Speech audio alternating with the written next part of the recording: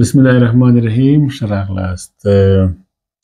د کیس مانجمنت د مرحلو یا سټیپونو په اړه باندې مو مخکې یو کلیپ درسره شریک کړی و په دې هیله چې تاسې هغه کتلی وي او د کیس مانجمنت په ټولو مراحلو او مرحلو باندې پوه سوي وئ.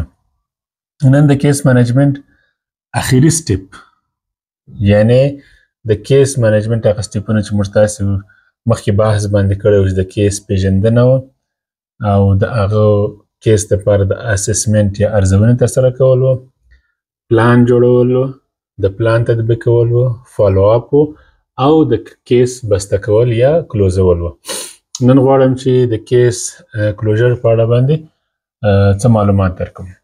اکثره وخت خلک پوښتنه کوي چې موږ به کیس څه وخت کلوزوو. د کیس کلوزول چې رښتیا سي ستاسې په کاري محیط پورې اړه لري. تاسې په څه رقم یو محیط کې کار کوئ تر څونه وخته پورې یو کیس خلاص ساتلی سئ او په څومره موده کې د کیس دپاره چې هغه اکشن پلان ترتیب کړی دی هغه عملي کولی سئ. دا یوه برخه خبره ده. بله خبره دا ده چې مهمه دا ده چې د بینیفیشري یا د کلاینټ اړتیاوې څونه دي. که چیرې اړتیاوې ډېرې وي کیس د ډېر وخت لپاره خلاص پاتېږي، اوپن پاتېږي او تاسې به دوامداره کار ورسره کوئ. او که چیرې د کلاینټ یا د بینیفیشري یا د ګټه اخیستونکي اړتیاوې کمې وي بیا په هغه صورت کې کیس د ډېر وخت لپاره اوپن نه پاتې کېږي ځکه چې هغه پروسه یې چټکه ترسره کېږي. یو دا. بله مهمه خبره دا ده چې ستاسې د کیس دپاره چې کوم خدمات یا سرویسز په نظر کې نیول دي مهمه دا ده چې په دې کې څومره یې تاسې په مستقیم ډول او څومره یې په غیر مستقیم ډول باندې ورته وړاندې کوئ. دا شیان ټوله د کیس مانجمنت هغه سوال چې اکثره دوستان یې کوي چې څه وخت به یو کیس بسته کوو نو دغه شیان ډېر زیات پکښې مهم دي. بله خبره دا ده چې د کیس مانجمنت دپاره په هر ارګان کې یو SOP یا لارښود حتمي دی او بیا په هغې SOP کې د کیس کلوزر د مرحلې دپاره واضح تشریحات او توضیحات ډېر زیات مهم دي ځکه دا ستاسې سره کومک کوي تر څو تاسې پوه سئ چې ستاسې مربوطه ارګان په کومو شرایطو باندې او څنګه یو کیس کلوزوي. نو په دې خاطر باندې SOP شتون حتمي د کیس مانجمنت ته او بیا په هغې SOP کې د کیس کلوزر د سټیپ دپاره واضح شرایط یا هغه کرایټیریا چې موږ ورته وایو د کیس کلوزر دپاره حتمي دی چې باید په هغه SOP یا لارښود کې وي. دا شی ډېر زیات مهم دی چې دا تاسې په نظر کې ونیسئ. بله خبره دا ده چې د کیس د تړلو څخه مخکې څو کارونه دي چې تاسې باید هغه وکئ. اول دا دی چې د خپل کیس پر هغه اکشن پلان باندې تاسې جوړ کړی و او هغه عملي کونه چې تاسې ترسره کړی و یعنې خدمات مو وړاندې کړي وو بینیفیشري ته د هغو یو ریویو ډېر زیات مهم دی. باید د هغه اکشن پلان او د امپلیمنټیشن یا تطبیق باندې یو کتنه وسي چې دا اکشن پلان څومره څو فیصده تطبیق شوی دی، څومره ګټه یې هغه کلاینټ ته رسولې ده، آیا د کلاینټ اړتیاوې پوره شوي دي که لا هم اړتیاوې لري. پروټیکشن اړوند هر ډول ایشو او کنسرن د منځه تللي دي که یا تر اوسه پورې شته. نو دا ډېر زیات مهم دی چې تاسې کوښښ وکړئ چې خپل د کیس اکشن پلان یو وارې تر نظر تیر کړئ. بل شی چې ډېر زیات مهم دی هغه دا دی چې د کیس د کلوزولو څخه مخکې معیاري لارښودونه وایي چې 3 میاشتو دپاره به تاسې د کیس فالو اپ کوئ. ولې دا برته بیا د هر ارګان د کیس مانجمنت په SOP پورې اړه لري چې په SOP کې څومره موده ورکول سوې د فالو اپ دپاره. یعنې بعضې لارښودونه وایي چې تاسې کله اخري سرویس به کلاینټ ته وړاندې کوئ د هغې څخه وروسته دی بله کومه اړتیا نه لري او نور داسې کومه خاصه ستونزه یا هم کم ریسک یا هم کومه زیانمني او یا هم کوم داسې واضح پروټیکشن مسله نه لري نو په داسې وخت کې تر 3 میاشتو پورې به تاسې مسلسل فالو اپ کوئ د هغې څخه وروسته به کیس کلوزوئ. د بعضو ارګانونو په SOP-یانو کې راځي چې 1 میاشت، په بعضو کې 45 ورځې، په بعضو کې 2 میاشتې. دا برته ستاسې د ارګان مسؤلیت دی چې په SOP کې تاسې دا شی واضح کړي چې د آخري سرویس د وړاندې کولو څخه وروسته او اکشن پلان د تطبیق څخه وروسته د څونه وخت لپاره تاسې باید خپل کیس فالو اپ وکړئ. وخت په وخت باندې تماس ورسره ونیسئ، وګورئ چې دلته خو به کومه بله ستونزه یا هم کومه اړتیا نه وي پیښه سوې.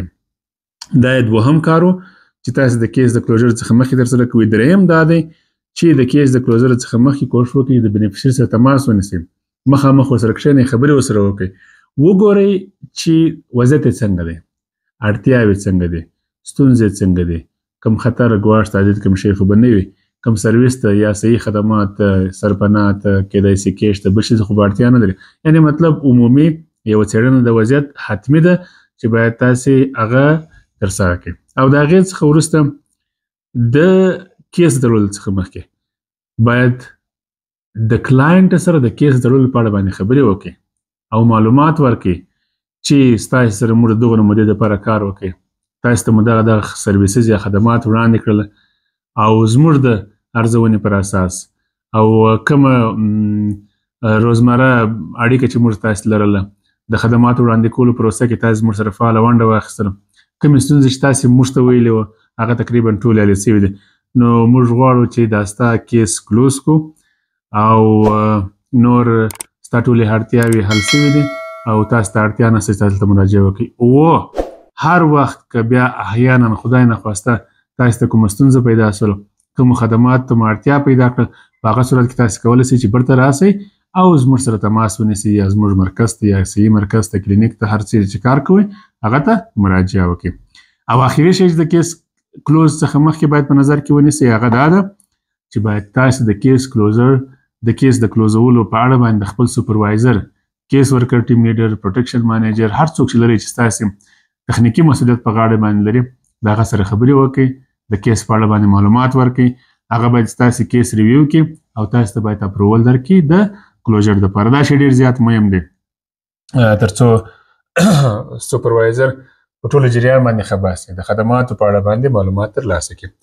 او بل کار چې ډېر زیات مهم دی هغه دا دی چې د کیس د کلوزولو څخه مخکې د کلاینټ فیډبک حتما واخلئ او فیډبک هغه کیس ورکر باید د کلاینټ سره ترسره نه کړي څوک چا چې کیس مخته بیوي، باید یو بل کیس ورکر دا کار ترسره کړي او یا هم ټیم لیډر دا صلاحیت لري چې باید دی د کیس یا هم د کلاینټ سره کښېني او د دوی فیډبک، نظریات، مشورې د خدماتو په اړه باندې څه مطلب څه نظر لري، څومره ګټور و، دا ټول شیان باید د کلاینټ څخه ترلاسه شي. او د فیډبک په اړه باندې فیډبک ډېر زیات مهم دی، ستاسې د کار موثریت ښیي، ستاسې د کار تاثیرات او ستاسې د خدماتو په اصطلاح باندې هغه فایدې چې به کس ته مو رسول دي دا تاسې ته په لاس ورکړي، ستاسې د کیس ورکر د رویې، رفتار او د کار ترسره کولو په اړه باندې معلومات ورکړي او ترڅنګ یې د اکاونټیبلټي یوه برخه هم دا ډېره زیاته مهمه ده. نو کوښښ وکړئ چې فیډبک د کیس د کلوز څخه مخکې ترسره کړئ. بله خبره دا ده چې فیډبک کې زموږ ستاسې په محیط کې دا یو څه مشکله ده، خو بیا هم که چیرې ستاسې کلاینټ لیکل او لوستل کولی سول، تاسې د فیډبک دپاره چې کومه سروې پاڼه لرئ یا کویشنر چې لرئ، هر شی چې دی یا د معلوماتو راټولولو دپاره چې تاسې کوم فورم لرئ هغه دوی ته ورکړئ چې دوی په خپله درته ډک کړي او درته تسلیم کړي. او که احیانا دوی لیکل او لوستل نه سوی کولی نو بیا یو بل کیس ورکر او کیس ورکر ټیم لیډر کولی شي چې سوال یو په یو دوی څخه پوښتنه وکړي او هلته یې په فورم کې جوابونه ورسوي. او کنسنټ مهیر نسي، هر چیرې په هره برخه کې د هر سټیپ ترسره کولو څخه مخکې کنسنټ حتمي دی. اوس راځو دې ته چې مخکې ما ورته ویله چې هر ارګان مکلفه دی چې د خپل ځان لپاره د کیس منیجمنټ یو SOP جوړ کړي، کوم ارګانونه چې په کیس منیجمنټ کې کار کوي یا پروټیکشن کیس منیجمنټ کې کار کوي او دوی باید هلته د هر سټیپ دپاره وضاحت ورکړي، تشریحات ورکړي او کرایټیریاوې باید ولري. د کیس کلوزر دپاره اکثره وخت بعضې ملګري او دوستان پوښتنه کوي چې کومې کرایټیریاوې شتون لري. زه بیا دا خبره تکراروم چې دا ستاسې د ارګان د کیس منیجمنټ په SOP پورې اړه لري چې هلته دوی په دې اړه باندې څومره وضاحت ورکړی دی. خو بعضې عمده شیان چې عمدتاً موږ کیسونه کلوزوو په هغو کرایټیریاوو کې یوه کرایټیریا چې همیشنۍ ده هغه دا ده چې موږ وایو چې د کیس اکشن پلان تطبیق سو، خدمات وړاندې سول، کوم خطر موجود نه دی. دا یوه کرایټیریا ده چې موږ د کیس کلوزوو. بله کرایټیریا دا ده چې زموږ ستاسې بینیفیشري یا کلاینټ په کومه ساحه کې چې موږ کار کوو دوی موږ ته راتللی دي د هغه ځای څخه کډه کوي ځي بل ځای. په داسې وخت کې چې کله دوی کډه کوي او تاسې په جریان کې اچوي نو تاسې به کوښښ کوئ چې د هغه نوي ځای په اړه باندې چې چیرې دی ځي د هغه ځای په اړه باندې معلومات ترلاسه کوئ او کوشش به کوئ چې کیس به ترانسفر کوئ یو بل ارګان ته یا به حد اقل که نه ریفر او که نه نو کیس تاسې سره کلوزیږي. کله کله داسې هم راځي پروژې ختمیږي موږ کیس کلوزوو. کله کله داسې راځي چې کلاینټ وفات کیږي موږ کیس کلوزوو. کله کله داسې راځي چې مثلا کم از کم یوه 2 میاشتې الا 3 میاشتې موږ د بینیفیشري سره اړیکه پرې کیږي او بینیفیشري سره هیڅ تماس نه لرو یا هغه مراجعه نه کوي مرکز ته صحیح مرکز ته یا هر چیرې چې موږ کار کوو تلیفون یې کار نه کوي. داسې مسایل راځي. کله چې کیس ترانسفر کیږي د ترانسفر په وخت کې هم بعضې وختونه چې کله چې مکمل کیس نه انتقالیږي کیس په هغه اولني ارګان کې کلوزیږي او په دوم ارګان کې د نوي کیس په شکل باندې خلاصیږي.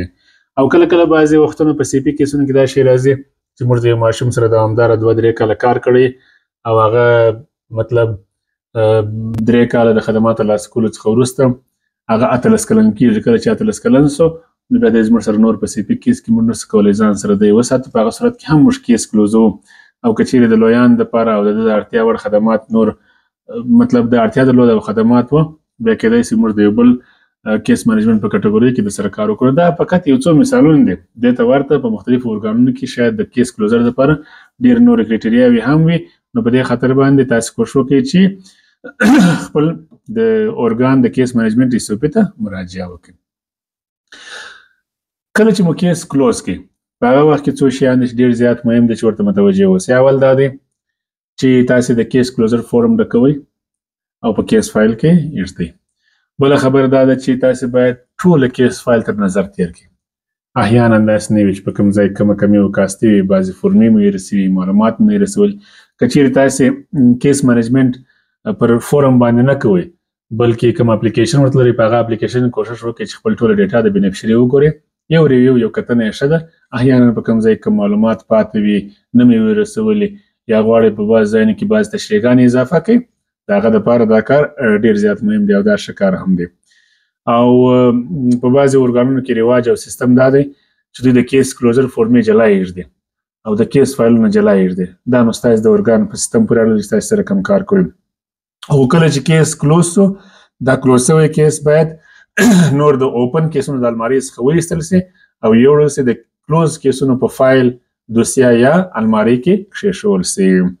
او بله خبره ډېره زیاته مهمه ده هغه دا ده کلوز شوی کیس باید تاسې ریپورټ کړئ.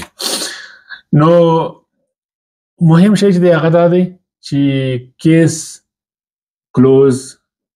کلوزر یا بسته شوی کیس دا په دې معنا نه چې دا کیس لاړې د همیشه دپاره کلوز سو بلکې هر وخت دا کیس ری اوپن کېدلی سي په سیستم کې په ډیټابیس کې په فورمونو کې تاسې کولی سئ چې سټیټس یې ری اوپن کړئ یو بله فورمه باندې کښېږدئ دی په هغه کې اضافه معلومات ورته ورسوئ او یا هم سټیکي نوټو څخه استفاده وکړئ. دا نو بیا ستاسې په پراکټیسونو پورې اړه دی تاسې د کوم پراکټیس سیستم او څه رقم طریقه کار تاسې لرئ په خپل ارګان کې هغه ډېر زیات مهم دی. او کله کله داسې چې په بعضو ارګانونو کې چې کله کیس ری اوپن کېږي هغه دوباره نه ریپورټېږي مګر په بعضو ارګانونو کې د ټارګېټ د اچولو په خاطر باندې دوباره ریپورټېږي. د کوډ موضوع ده چې په بعضې ارګانونو کې چې کله کیس کلوز سو او کله چې ری اوپن کېږي کیس ری اوپن کېږي کوډ یې تغیر کوي. دا هغه شیان دي چې تاسې په خپل کاري ماحول کې د خپل تخنیکي ملګرو او همکارانو سره بحث باندې کوئ او د خپلو لارښودونو مطابق ځئ مخته. نو دغه معلومات و د کیس د کلوزر په اړه باندې پښې چارې بیا به ګورو په نورو کلیپونو کې انشاءالله.